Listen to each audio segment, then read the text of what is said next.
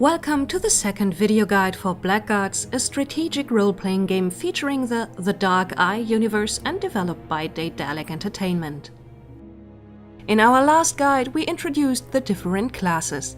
Today we're going to take a closer look at the skills and talents of your characters. And, as promised in our last video, we'll also introduce the free character creation.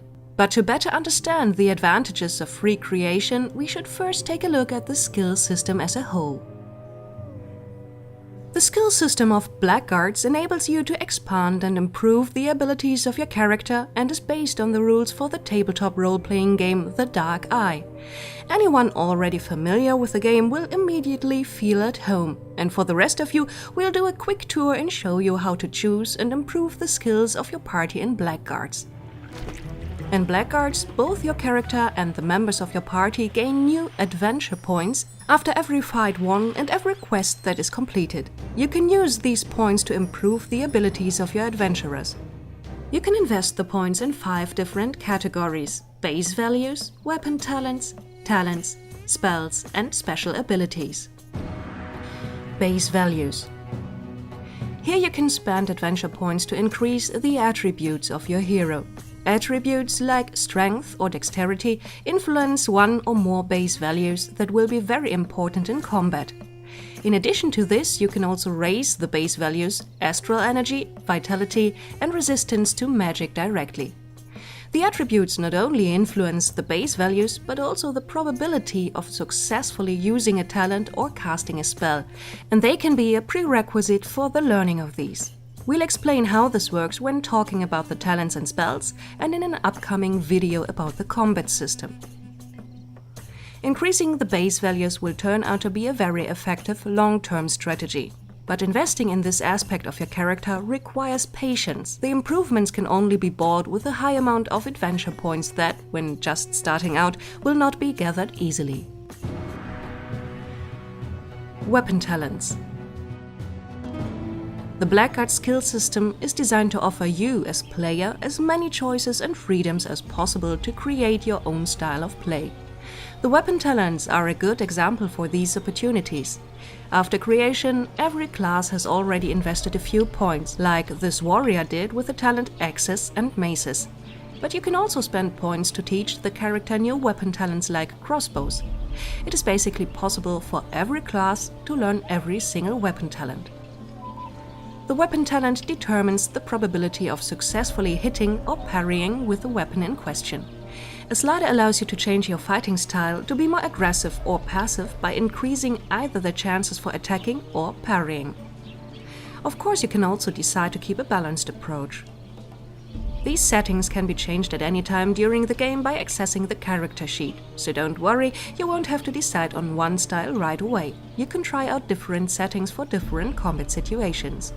Ranged weapons do not have sliders since they cannot be used to parry. Especially at the beginning of the game, raising the weapon talents is a very efficient way to increase the chances at hitting and parrying with a low cost of adventure points.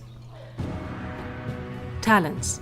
Additional to the weapon talents and base values, your character can also learn talents by investing adventure points. This is an important investment for tacticians. All these talents influence your character's efficiency in a less direct way. In combat, they have to be used in the right way and at the right time. Spending points on Warcraft, for example, can come in handy when you have to quickly change weapons. This usually takes the character a whole round, which can be critical for an archer that is suddenly surrounded by enemies. With enough points in Warcraft, this happens instantly, making you much more flexible in combat.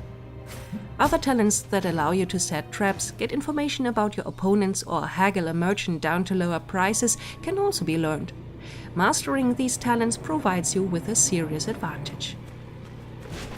To mimic the game mechanics of the tabletop role-playing game The Dark Eye, every talent is based on a combination of 3 attributes. Body control, for instance, which allows you to stay on your feet on slippery ground or when hit with an attack that would usually down you, is based on courage, intuition, and agility. The points invested in these attributes in combination with those spent on the talent determine the chance of a character staying upright when they should fall down. A higher value in attributes and talent means a higher chance of successfully using body control to resist an attack or the danger of slipping. Talents that you haven't learned yet cannot simply be activated just like that.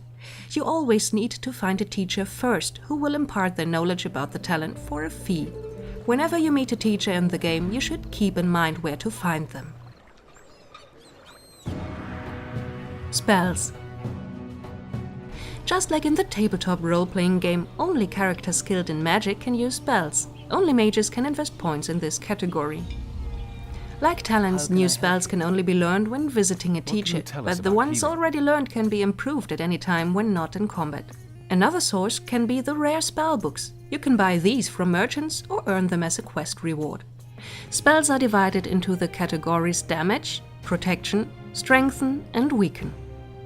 Depending on your style of play, your mage can become a powerful damage dealer or support your party with helpful spells. Every spell has both a skill value and a level. The skill value determines the chances of successfully casting the spell and can be raised directly. Every spell has 4 levels that become available at the skill values 0, 8, 13 and 18. With every level, components of the spell like damage dealt, area of effect or duration of effect change. High-level spells can also create completely new effects. Spells on higher levels are often harder to cast and have a higher cost. The level you want to cast a spell at can be freely chosen at any time. For example, if you raise the skill value of the spell Thunderbolt, the damage dealt will increase from 1st to 3rd level, but always at a higher cost of astral points. On the 4th and final level, the spell changes from a single target effect to an area of effect spell that deals damage to several targets in a cone. The chance of successfully casting a spell is determined by 3 attributes that differ from spell to spell. As we have already mentioned in the previous video, magical powers can be greatly diminished by wearing metal. Weapons are an exception to this rule. Even though mages have a lot of different possibilities, they are not all powerful. They always have to keep an eye on their astral energy. If they run out of magical power, they'll be next to useless in a fight and become an easy target for enemies. Special abilities.